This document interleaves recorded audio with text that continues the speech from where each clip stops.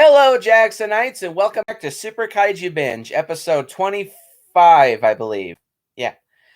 Today, me and Lord Hellhound from the HorrorMetal channel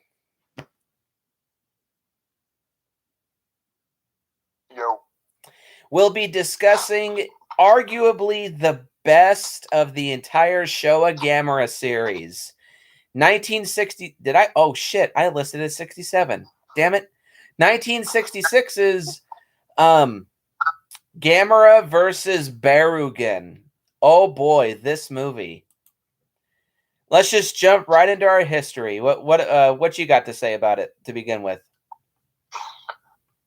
So yeah, I agree. I think that this is all. I also think this is the best of the original Showa era of Gamera, and yeah, I loved it as a kid. This was always one of my favorites, and still is to this day. I still think it holds up pretty well too. You know, my opinion of it hasn't waned or anything. You know, and yeah, I was thinking 67 too, and I was originally thinking up to what I'm going to say in my head earlier.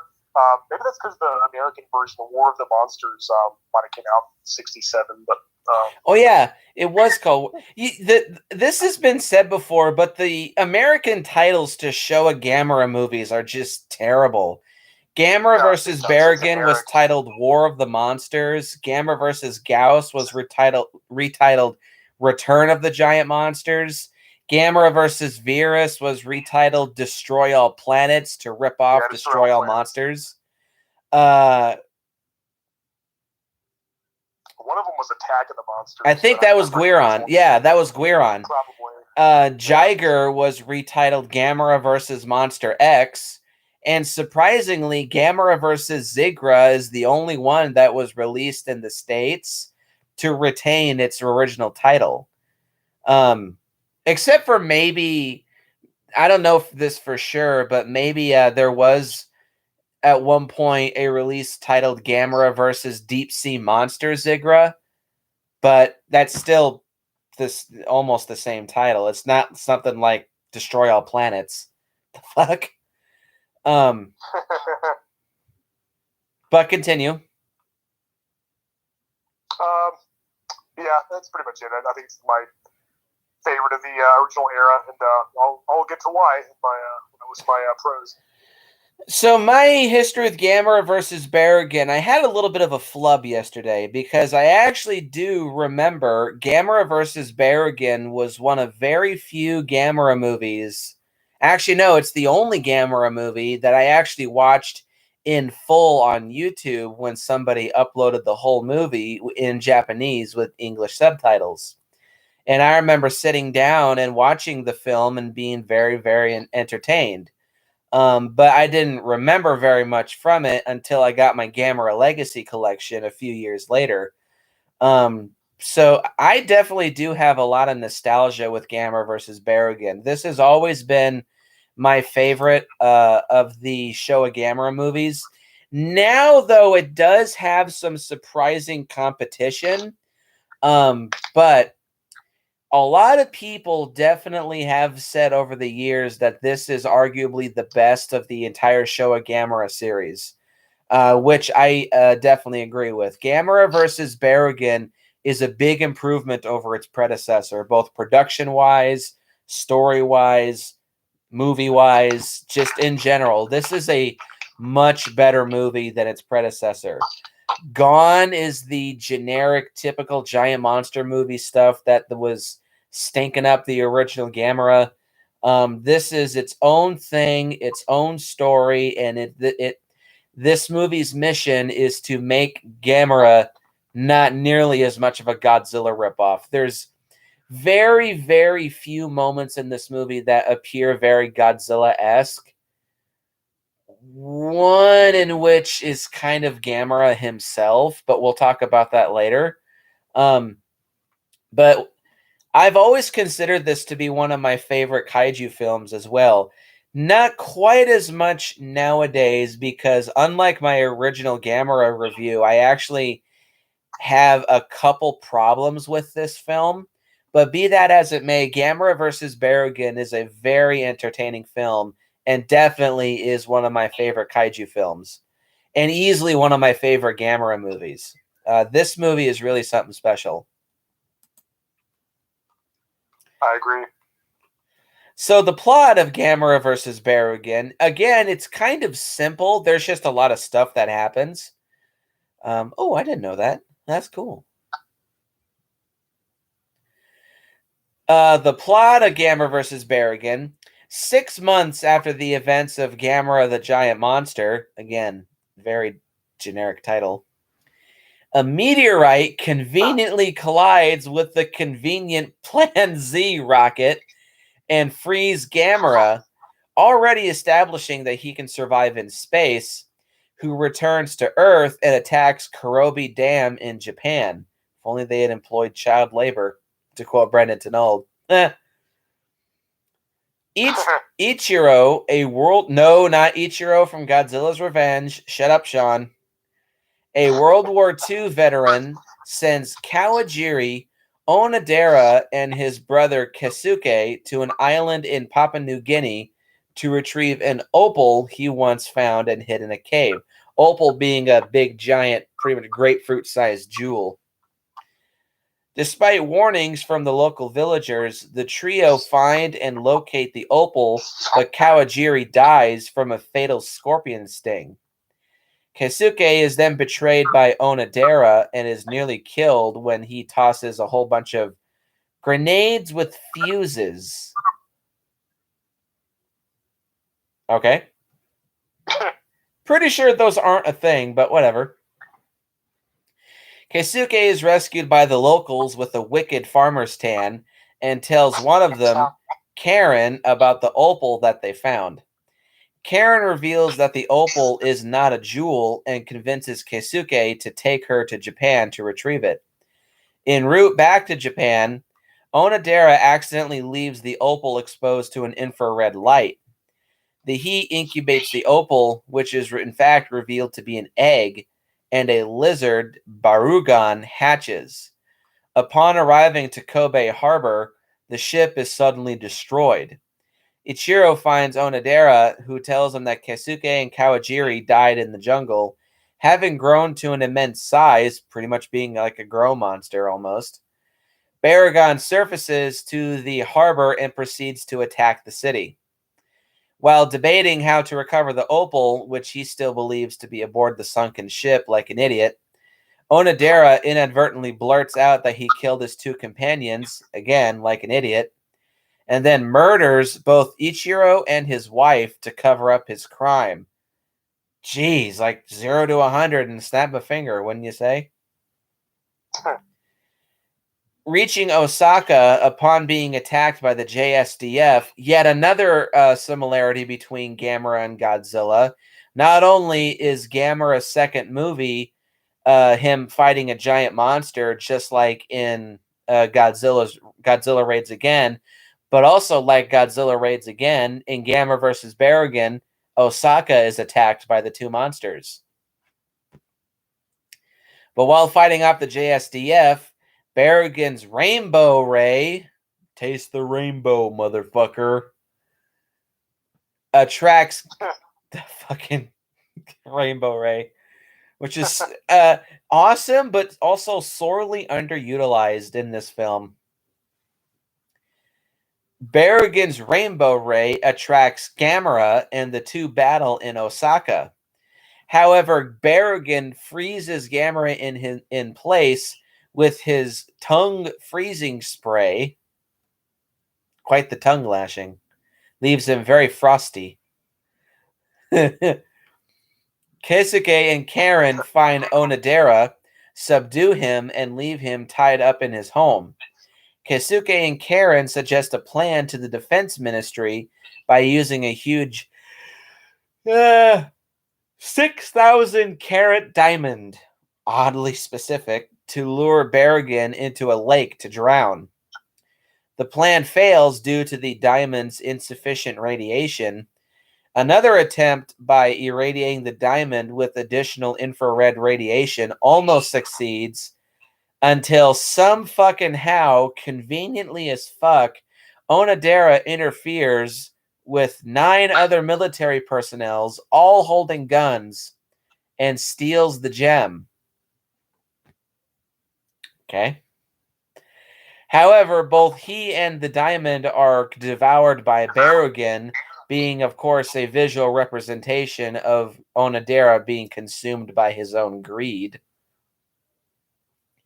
Keisuke discovers that mirrors are not affected by Berrigan's rainbow ray, so the military devises a plan to reflect its own rainbow emanation back with a giant mirror. Berrigan is wounded, but realizing its mistake, refuses to shoot another rainbow. That's convenient.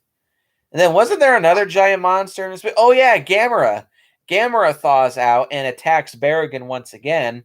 After battling, Gamera drowns Berrigan in Lake Biwa, which I just learned is the largest freshwater lake in Japan. Cool. I didn't know that. Then flies away with the Reading Rainbow theme song dying out as Berrigan himself dies. I watched that show, sadly. Keisuke mourns over the events caused by his greed, believing he is now alone. However, earlier in the movie, there's a really awkward scene of what looks like Karen to be blowing him. She holds his hand and tells him he is not alone. Right out of the butt the fuck nowhere. So how about this plot? Hellhound, what do you think? Pretty out there, but pretty cool nonetheless. I really like this movie's plot. You didn't really see a whole lot of kaiju movies before or since then that have this kind of plot. In Godzilla vs. the Sea Monster, Akira Takarada's character is also playing a bank robber, so that's another kaiju movie where one of its characters is kind of morally questionable, like a lot of the characters in this movie. But that's really about it that I can think of off the top of my head, where the characters are kind of despicable in a way, but they're also likable at the same time. Though thankfully, it's not. Ooh, that felt good. Like in Breaking Bad, where the characters are constantly switching from likable to unlikable, likable to unlikable. Yeah, I like this movie's story. It's again very out there, but it's not so weird that it leaves you feeling disconnected. This does feel like a natural progression of the Gamera Showa continuity. And I like the attempt to make this movie more serious and not quite as campy as the original Gamera movie was. Though I guess it really didn't work for this movie. Due to the success of the first Gamera movie, Masaichi Nagata pushed a sequel into production. Yonu Saburo Saito was commissioned to write a story outline which featured Gamera battling alien ice giants. Oh, that would have been cool. But Nagata instructed screenwriter Nissan Takahashi, who was the biggest recurring writer on the Showa Gamera series, to write a lavish blockbuster and treat the monster spectacle seriously. Nagata promoted the project into an A-list production by approving a higher budget and attaching acclaimed talent. However, Noriaki Yuasa, the director of the previous film, was then demoted to special effects director for this film, which in hindsight probably was a good move, but at the same time, why did it seem like Dai had such a hate boner against Noriaki Yuasa? The fuck? But Gamera vs. Berrigan was released, of course, in 1966 on a double bill with the first Daimajin film, but for some reason, this movie underperformed at the Japanese box office. It did make its money back, but it wasn't as successful as the first Gamera movie. A lot of people theorize it's because of the more adult tone for this movie, which is a big damn shame because I actually like this tone for Gamera movies, as we'll get later down the franchise. But still, critically, this movie was received pretty well. And as I've stated, a lot of people do think this is the best of the Showa Gamera movies, despite a couple major issues. You know, of course, me and Hellhound definitely do agree. So yeah, this movie's story is absolutely fantastic. I love it. It's very imaginative and ingenious, entertaining, well told. Yeah, this movie's story is great. I agree. Yeah, it's very imaginative and far less derivative. Oh yeah, Previous film. there ain't a damn movie, at least in my opinion, that this movie rips off. Well, yes, it's still Dai imitating Godzilla, but this is definitely when Dai was really trying to. Well, not so much because the next movie does that too. But I don't get the sense that Dai was trying to rip anything off with this movie. I feel like this was Dai really trying to say, you know what? Kaiju movies are still big, but let's just try to do our own thing and not really copy anything. Yeah, I think they came into their own with this one. So, you want to start with your pros? Sure. Go right ahead. All right, so let's see. What is the first pro is that I think most of the human characters aren't like totally boring. Or annoying. I was actually kind of invested in the non-monster scenes, which is rare for me to say about a sci-fi movie from this time period. Not the best, but far from the worst. All the science talk was a little more interesting here than in other films of this ilk, anyway. Oh, wait until you get more into the Gamera series, because man, is that overdone. Oh yeah, believe me, I know. And yeah, despite the fact that he is pretty damn stupid, the human villain wasn't like completely stock either. At least for the most part. I hate to say this, but to once again quote Zazubar from his Gamera Palooza series, kind of like Japanese Bob Hoskins. Yeah.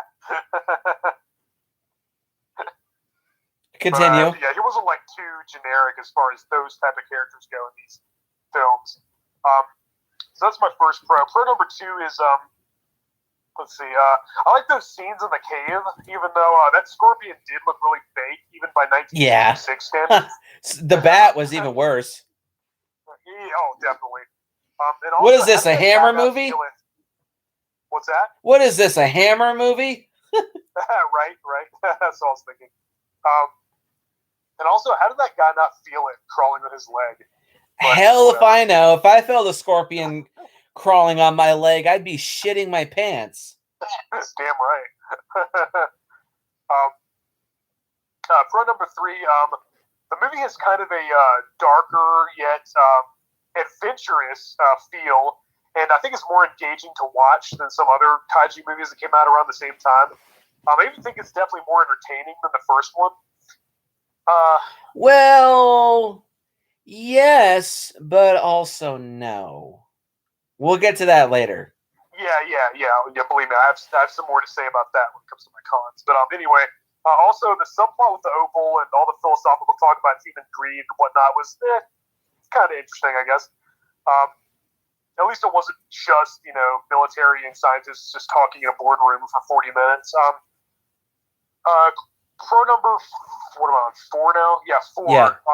Barugon himself is pretty cool. His design is a little basic and generic, as I have seen a lot of other kaiju that do have a very similar look, but I still like it. The 4-legged lizard was just... Because the original Ultraman also came out this same year, and there was tons of 4-legged kaiju in that show. But even in the Godzilla series, you had Varan, Berrigan, Anguirus. Anguirus, yeah. Well, that was about it at this point. But still, at this point, the 4-legged reptilian monster was pretty standard for this time. Even Gamera himself, he walks on all 4s. He did it a little bit in the first movie. He does it a lot in this movie, too. So you can even count Gamera. Right. True. Yeah, very true. He has some very interesting and random abilities, too, to say the least. I mean, I definitely can't say I've seen any other monster that has a freeze-powered tongue, and especially that shoots rainbows out of their back. Pretty bizarre and out there for sure, but definitely imaginative. Mm-hmm. And when it comes to that specific character trait, I suppose he is pretty creative in that regard, for sure. Maybe a little too much, but whatever. Even his weakness is pretty random. It's kind of dumb because it makes no sense. Yeah. It's like Gamera's weakness to the cold. Yeah, it's pretty. I don't know. Could be better. I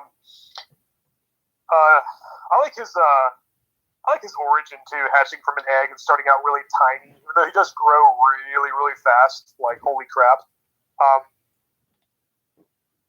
My next pro is I like how Gamera does eventually become the hero this time around, even though he's not like the friend all children yet or whatever. He's kind of more like an anti-hero because he doesn't start out that way. Upon his immediate introduction, he does kind of fuck some shit up before he decides to fight off this enemy monster. And if I remember correctly, he would continue to be the hero here on out in every single following entry of the entire franchise. More so specifically, it's in the next movie when Gamera is morphed into being the good guy. Here, he's not necessarily a bad guy per se, but he... I'll talk about this later when I talk about Gamera, but he's not quite the goody-goody superhero yet. Yeah, I agree. But I will say he doesn't come off nearly as animalistic and threatening as a bad giant monster as he did in the first movie. Partially because he's not in it very much. yeah. I'm trying to save that. But, I'll get to more on that later, certainly. I like how he's not a complete hero at first. That made things more interesting. Pro number 7. The monster fights are the monster fights are pretty awesome. As are the attacking the city scenes. Even if it does, reuse, the first movie. No, not yet. Well, no, the only bit of stock footage is at the beginning where they recap the first movie, but that's like a minute and a half long. Yeah. But wasn't there like one shot, like when Berrigan's destroying the city when he first arrives, that was footage, or am I thinking of something else? I think that was something else. I might be thinking of if not another Gamera movie, then some I other... think that happened in Jiger. Okay, that's probably what I'm thinking of. All right, so, Barugon is definitely a worthy foe, and does seem to come very close to getting the best of the giant turtle. Even though this does have a few similarities to Godzilla Reigns Again, this one definitely does feel more like its own thing than the original movie, which was a little more obvious when it came to being a Godzilla ripoff. Wink. Number 8. Yeah, right. Pro number 8, that ending was pretty emotional, and I like how they did kind of follow up on all that talk about how man is the true monster and all that. Usually movies with that message kind of tend to get on my nerves, but here mine too. It doesn't feel too... Yeah, exactly. Here it doesn't feel too forced and overblown, and at least has some relevance to the plot.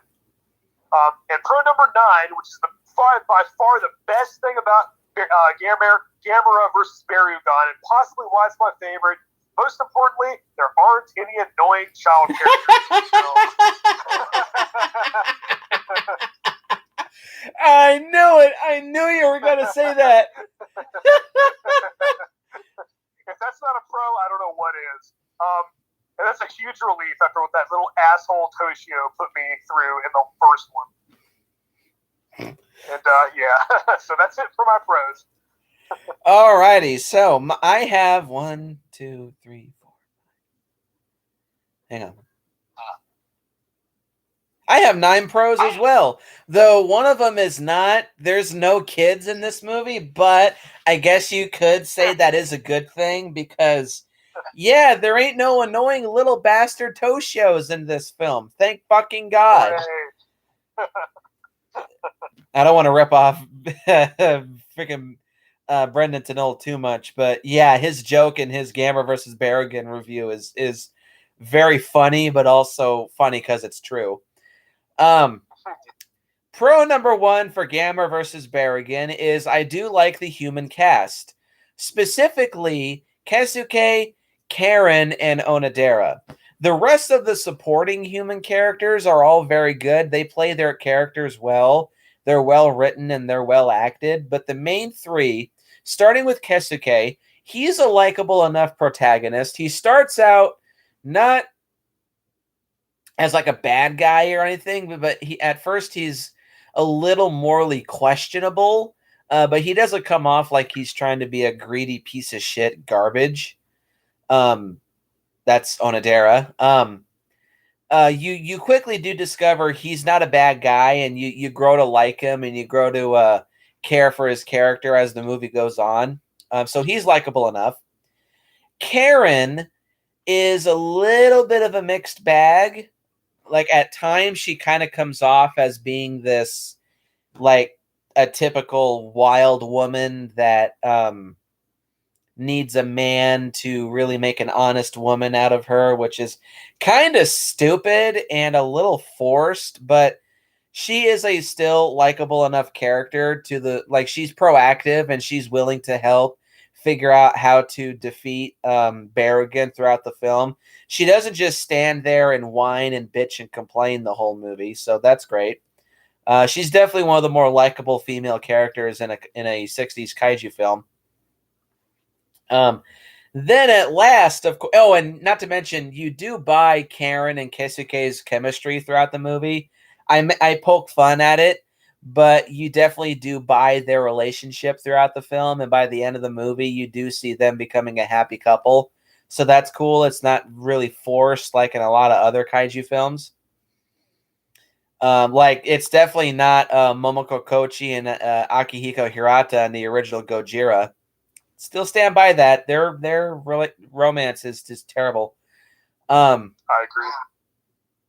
But the ultimate human character in this movie is Onodera, played by, because he's also a recurring actor in Gamera movies. Koji Fujiyama. Damn, is he a piece of shit. A total. I don't think they were ripping off Mothra versus Godzilla, but his character is a little similar to Kumayama from Mothra versus Godzilla, the dude with the Hitler stash. Yeah, I was about to say, just without the mustache. Yeah, just without the mustache. He's constantly wearing shades throughout the film. No relation. Shut up. But no, Onodera is a totally despicable piece of garbage. But what's great is that you do enjoy watching him. He's the villain that you love to hate. Not quite a Captain Rhodes from Day of the Dead, but something similar to that. He's kind of charming, and he has like a kind of a natural leadership to him. But you can tell it's a facade, and he's just trying to get on your good side so that he can stab you in the back. And boy, does he quite a few times in this movie. He lets Kawajiri die. He tries to kill off Keisuke by burying him in a cave-in. And he inadvertently brings to life Barugon. And he also spits in the face of some dude who was trying to save the bones of a fallen friend. And then he's like, hey, I saved your friend from World War II. Oh, those are just pig bones. You can throw them away. What an ass. Damn. Onodera is a totally despicable piece of shit. And he's not like, say, the main villain from Barbarella, where he is the villain, but you don't really take him seriously because he doesn't really do anything all that villainous. He fucks over the entire country, and he tries to kill two people, and he kills another two people, being Keisuke's brother and his wife. Dude is just going on a total rampage. And when he gets eaten by Berrigan, it is a very satisfying human death. You're just like, fuck yes. Thank you, Berrigan. Onodera is a fantastic villain. I'd actually say he's one of the top 5 best human villains in a kaiju movie of the entire kaiju genre. No joke. Yep. Pro number 2 is the music done by... Oh, please. Chuji Kinoshita. I don't know of anything else that this guy has done, but the music in this movie is very, very good. It's definitely better than the previous movie. It's not nearly as generic. It's a lot more distinctive, and I think that's what lends itself to this movie's identity. Berrigan's theme, pretty much as it's used in the movie, is really catchy and distinctive. That theme is really cool and not creepy, but it's a little foreboding. And overall, the rest of the music in this movie is very good. It fits the movie's tone. It assists scenes when they're supposed to be sad or dramatic or romantic or awesome. Music score is great. Definitely the best music of the entire Showa series, but not the best of the whole Gamera series itself. Pro number 3 is the pacing for the movie is overall very solid. It's not very fast. This is one of few kaiju movies that has a bit of a slower pace that I think works really well, because it's not, well, it is trying to be a high-octane monster movie, but it does take its time and allow you to get attached to the film's characters, especially with Karen and Keisuke. It moves along at a bit of a leisurely pace, but in this case, it's good because, like I said, you're getting attached to the characters, you're getting sucked into this movie's world, and you're also getting invested in the humans and the monster stuff that's going on screen. So yeah, this movie's paced very well, in my opinion.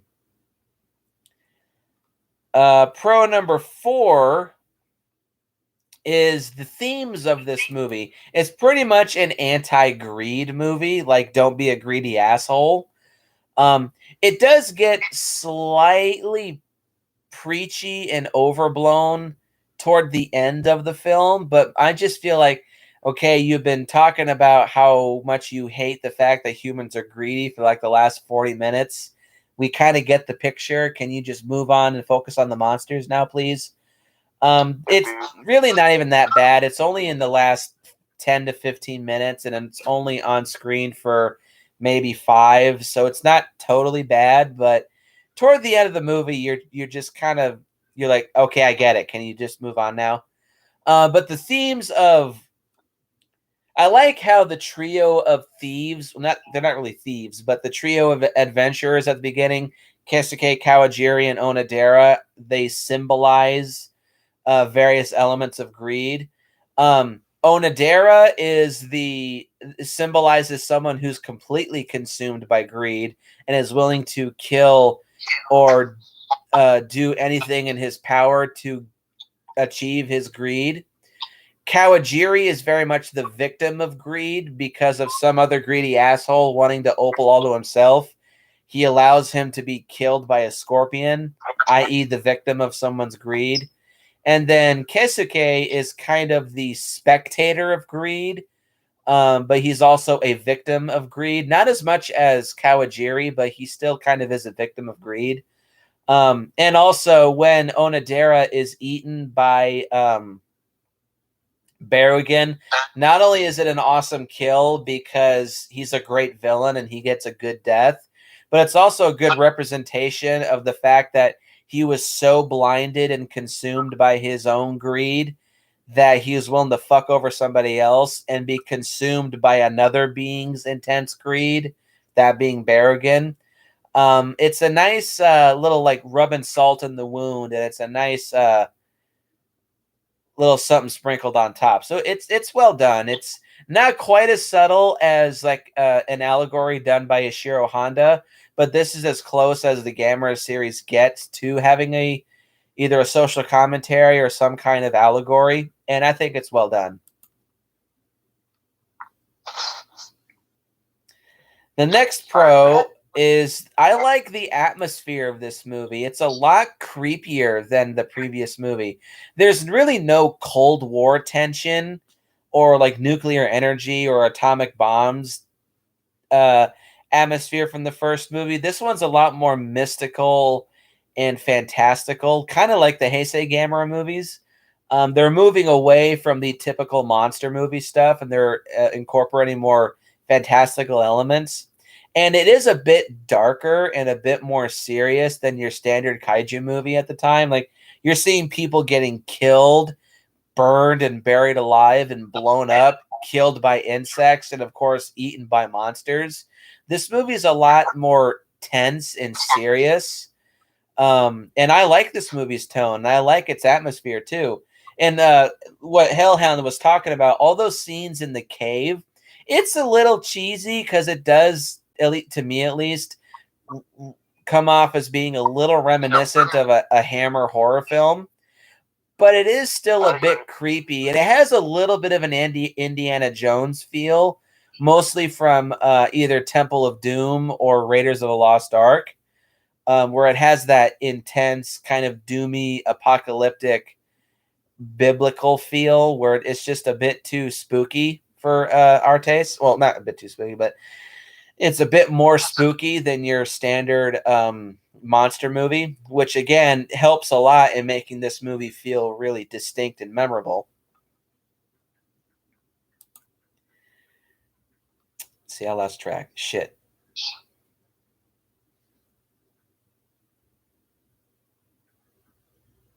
Pro number 6 is Barugon. I love this monster. I so badly wish Berrigan could have gone on to become Gamera's ultimate rival. I don't mind so much Gauss nowadays. More on that when I review Gamera versus Gauss. But still, I do wish Berrigan had gone on to become Gamera's like arch nemesis.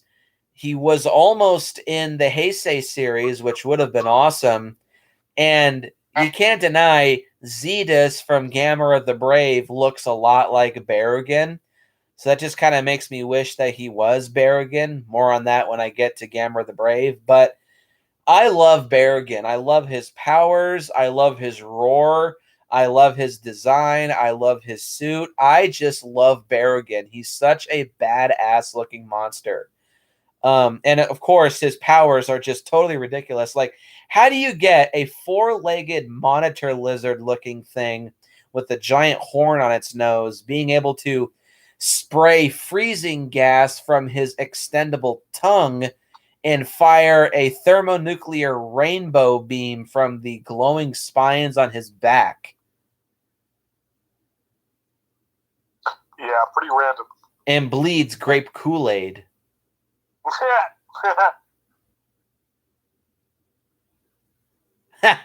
Yeah, Berrigan's one whack-ass monster, but he's awesome.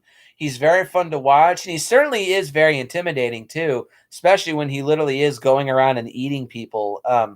Not very common of the time. Granted, this same year, we had Gaira eating people in War of the Gargantuas, so there's that, too. But, yeah, it's not very often when you see monsters eat people, although that is a pretty recurring thing in the Gamera franchise, because Gauss would eat people in the next movie, and then in the Heisei series, Gauss, Legion wouldn't eat people, but the Legion soldiers would kill people, and also Iris would consume everything in its way, and also Zetus eats people in Gamera the Brave. So yeah, that's a common thing in Gamera movies. Anyway, I love Berrigan. I love his design. I just love everything about Berrigan. He's such a badass monster. His powers are great. His roar is great. His presence in the story is great. Berrigan is one badass looking monster. And any motherfucker out there that says he's a ripoff of Barugon from Frankenstein versus Barugon, you're an idiot. The only thing that they share, they're 4-legged brown-colored lizards with horns on their noses. That's it. Barugon and Barugon are totally different monsters. Shut up, sit in your angry masturbation corner, and be quiet. Fuck. Moving on. The next pro, is there another monster in this? Oh yeah, Gamera. Gamera is one badass motherfucker in this movie when he's on screen. More on that in a minute. Yeah, Gamera is a total badass in this movie. I love his design in this movie. This is my favorite Showa Gamera design. It is different. You can tell it's a new suit because you can tell in the first Gamera movie, Gamera's suit was well made, but there were just parts of it that it looked old and it just looked really bedraggled and kind of beat up, like it was made from secondhand parts. The Gamera suit in this movie is very well made and very well detailed. I love the color. I love how Gamera's skin looks. I love Gamera's head and his mouth. He looks a lot meaner and a lot more vicious and monstrous in this movie. His eyes are a little smaller and they don't glow nearly as bright.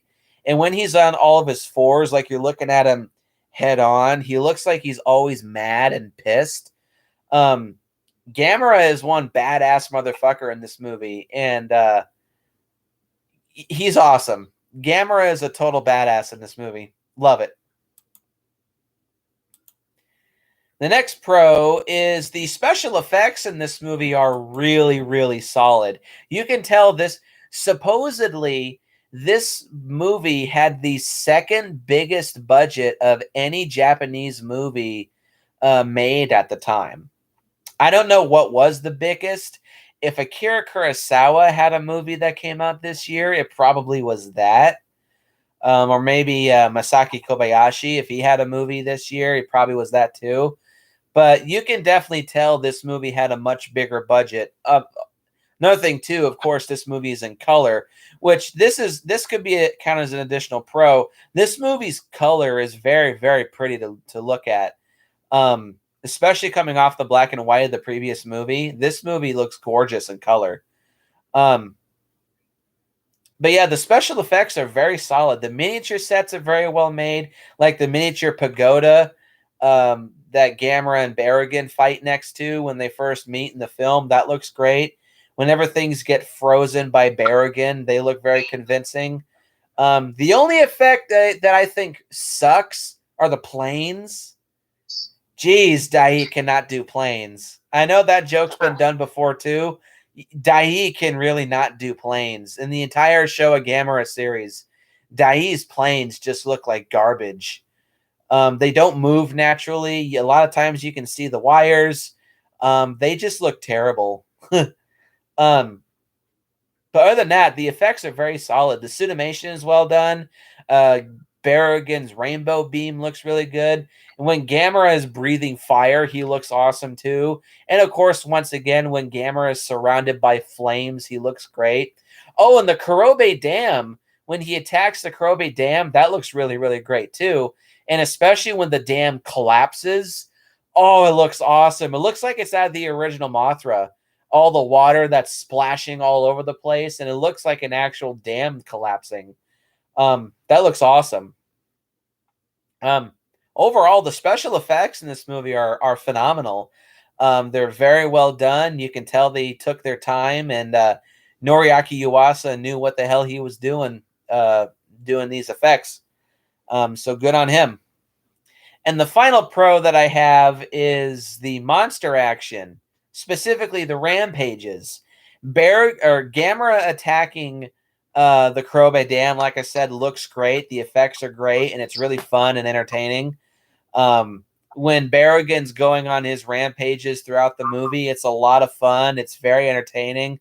Berrigan definitely uses his powers well to his advantage to fuck shit up left and right. He destroys a brigade of planes with his freezing spray. He destroys a whole bunch of towns and cities. He destroys a legion of tanks with his rainbow ray. He destroys a legion of missile launchers with his rainbow ray. All of the monster action when they're like going on rampages is a lot of fun and very, very entertaining. And there's a good amount of it too, especially from Berrigan. Anything else to add? As far as the pros, I think that's it. I did forget to mention the music, which it's damn good. All right. So unlike my original Gamera versus Berrigan review, I have two cons with this movie, and they're pretty damn significant. We'll save the elephant in the room, Hellhound, because I'm pretty sure you know what I'm talking about. So I will talk about the lesser of the two evils first. Okay, yeah, I'm going to hopefully assume correctly what you're talking about, and I will save that for you to mention it. All right. The monster fights aren't that great. Con number one. The first fight between Barugon and Gamera is really not that good. It's very slow and experimental and really just feels dragged out. I like that they're trying to make it a bit more realistic, like each of the monsters are sizing each other up, kind of like real animals. But it's just not that entertaining. And it kind of just seems like Gamera is defeated way too easily. Though unfortunately, that's kind of a common thing throughout the entire Gamera franchise. So you better get used to that. But yeah, the first fight, it's not that great. It has one really cool moment when Gamera is getting his head smacked by Berrigan's tail. It's like he just finally has enough of this, and then he pushes himself up on his hind legs like a bear, and he roars to scare off Berrigan. It's a really cool moment. But yeah, the rest of that fight, it's just very slow and plodding and lethargic. It's not that entertaining. The second one is better, but it kind of feels a little too late. It's fun, but it's just ultimately nothing special. It feels like, oh, we got to have a monster fight at the very end. Let's just have it and get it over with. It's better, but it's not one of the best Gamera fights. But in my opinion, though, the Gamera franchise never really has been known for its great fight scenes. It has good ones, but nothing like the Godzilla series. That's for damn sure. Definitely. Do you have another one that you want to add? So I guess we're gonna save the obvious one for last.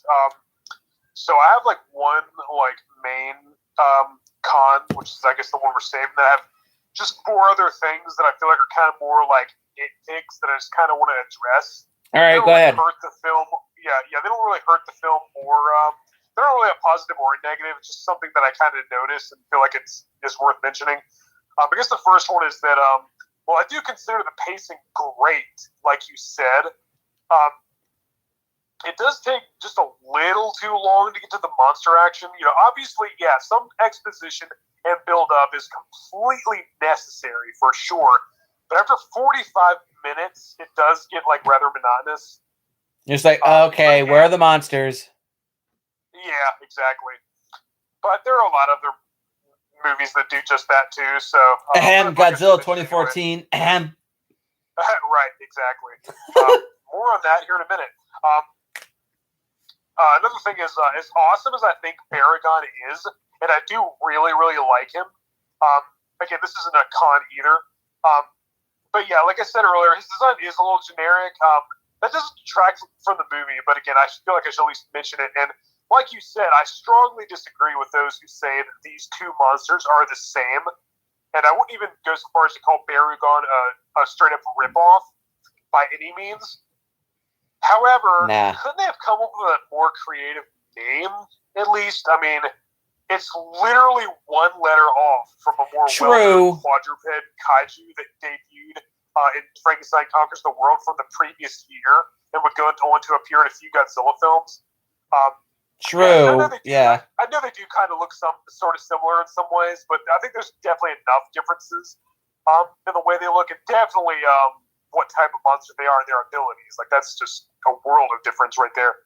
But yeah, the name, like, I don't know, that's almost as bad as naming a monster character Bothla or Godzilla. I don't know.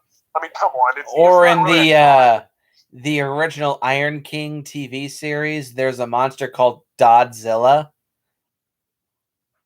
Oh, wow. Is that right? Damn. Damn, guys, you were really, really skirting that that copyright infringement line right there. Yeah, subtle. But yeah, it's not really a con, but I still feel like I should at least bring it up. And the next thing is, this isn't really a con in relation to the original Japanese version, which is what we're reviewing. But again, like in the last review, I feel like I should at least address a couple things about the inferior Americanized English dub. And maybe it's not quite as excruciating as the English version of the first movie, but that opening narration was pretty annoying. Obviously I know what's happening. It's literally being shown on the screen, and I don't need it explained out loud by someone in order to understand it or follow it. I also hate how they call him Gamera. I hate it too. English dub. Fuck. Yeah, it pisses me off. And and as usual, yeah, a lot of the English voices are really annoying. Bad. So yeah, I'll probably never watch the English version ever again. I don't know why I ever would. I don't think I'll ever have a reason. But anyway, the final thing that again is probably just a nitpick. There are a few silly things that don't really make sense in this film, and that's really saying something when it comes to a movie about a monster that shoots rainbow beams. The main thing being that enormous diamond, which is like, where did that come from? And it's almost just as hard to swallow as the rocket that conveniently could fit a giant monster inside of it from the first movie. But I guess because the Hope Diamond is only about that big, and it's considered to be worth like hundreds of millions of dollars. But how do they go from a diamond and the Hope Diamond was hard to find for many years, but then you have like a grapefruit sized diamond that's like, where the hell did this come from? And do you have like multiple diamonds this size? Because that's what they were kind of alluding to. Like, geez, yeah, exactly. Give us some of those. Yeah, for real. Yeah, and then they use it to fight Barugon or whatever, which I don't know, it's kind of weird. It doesn't really go anywhere, so I don't really see what the point of that scene was. But I guess complaining about things like that in a movie such as this one is kind of frivolous and futile. I did think it was kind of cool how Berrigan caught on to what they were doing, trying to trick him with using the rainbow. He was definitely competent. Oh yeah, in that regard. That's one thing I'll say about Berrigan too. And actually, this in general is a lot of Gamera kaiju. They come off as being more smart than a lot of other monsters of the time. Even Berrigan, who's a pretty single-minded monster, at the same time, he comes off like he is a lot more sentient than you give him credit for. Which I really do like.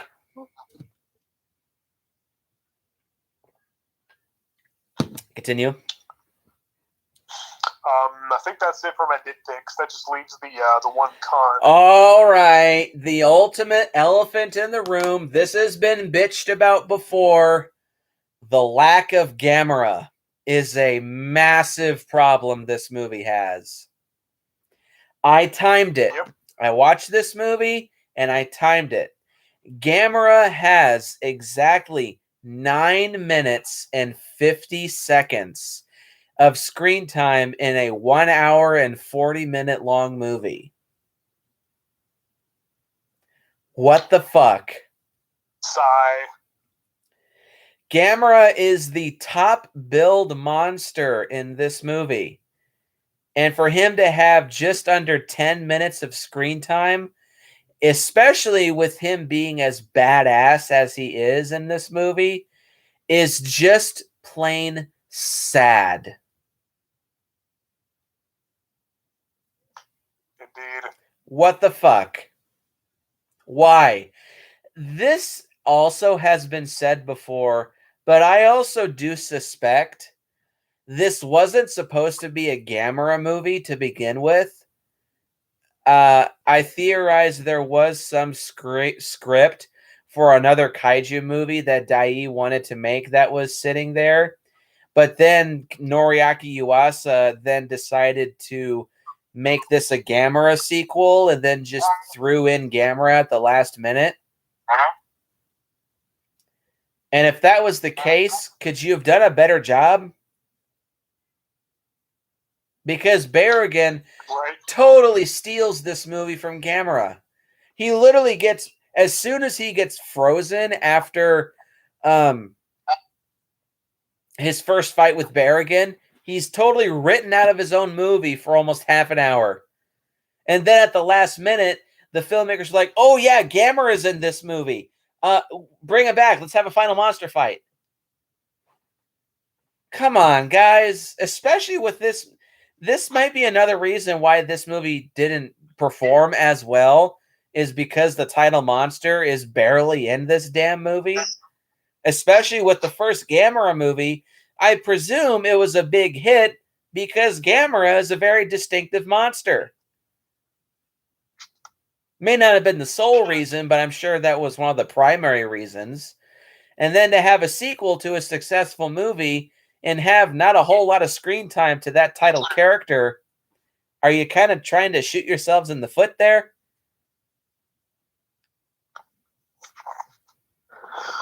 Exactly. Anything to add? Yeah, well, you pretty much nailed it. Yeah, Gamera isn't in the movie nearly enough. Possibly even less than Godzilla from Godzilla 2014. It's debatable. And yeah, it almost feels like this definitely could have been a whole different kaiju movie that they just shoehorned Gamera in at the last minute. I don't know if that was the case for sure, but it certainly feels like it. I don't either. I don't think anyone has ever come out and stated that's what happened. Maybe if I watch the new Arrow release of Gamera versus Berrigan, maybe the audio commentary might shed some light on that. But to my knowledge, that's never been confirmed. But you can't help but feel that way. Yeah, it wouldn't surprise me. Yeah, he seems like a side character in his own movie, and Barugon gets way more focus. Even after Gamera enters the movie, Barugon freezes him and decapitates him into submission pretty quickly, and it stays that way for a long time. I mean, I guess you could look at it as Barugon being that much of a threat, but damn, man, this is like barely a Gamera movie. It just feels like Barugon's movie, like plain and simple. Which, for Berrigan to have this much screen time, it would have been fine if Gamera also had a fair amount of screen time too. But because he doesn't, it still just feels like Barugon's movie. And if that was the case, you shouldn't have just thrown in Gamera. You should have just kept this as a solo kaiju movie. It probably would have made more money if it was, because they could easily make a movie about this monster and have Berrigan be the sole monster. But exactly. History is history, and that's how this movie was made. Pretty much. So, anything else to add? I think that about covers it. I really dig this movie, and it's very likely my favorite of the Showa era of Gamera. I really dig this movie too. It's got a really interesting and engaging story. It's got great human characters, phenomenal special effects, fun monster action. Overall, this is a great monster movie. It is a good Gamera movie, but at the same time, kind of like with Invasion of the Astro Monster, if you come here for Gamera, you'll be disappointed because of how little he has to do with this movie.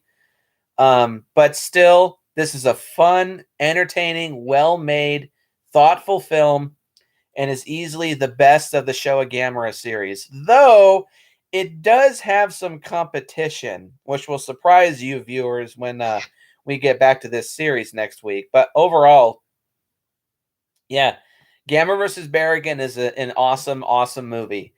And again, it's not quite as good as I remember it being, but I'm going to give this movie a solid 8.5 out of 10. Me too. Sweet. I figured you'd say that. Yeah, great movie, fun movie. Check it out if you are a monster movie fan. You will not be disappointed. Though, in regards as a Gamera fan, tread lightly. Indeed. So that'll do it for this review of Gamera versus Berrigan. Look forward to next week when we'll be tackling this movie's this series' third installment, Gamera versus Gauss. Which my opinion on that movie will surprise the shit out of all of you guys. Post your comments down below. Let me know what you think. Hit the like button and hit the subscribe button and share this video with your friends. And as always, go out and if you encounter a giant freeze spray shooting, rainbow shooting kaiju, run. And taste the rainbow, motherfuckers. And I will see you guys. Oh, and check out Lord Hellhound's channel. He's still doing videos every single day. Go check him out. He's got some good stuff. And I will see you guys in the next video.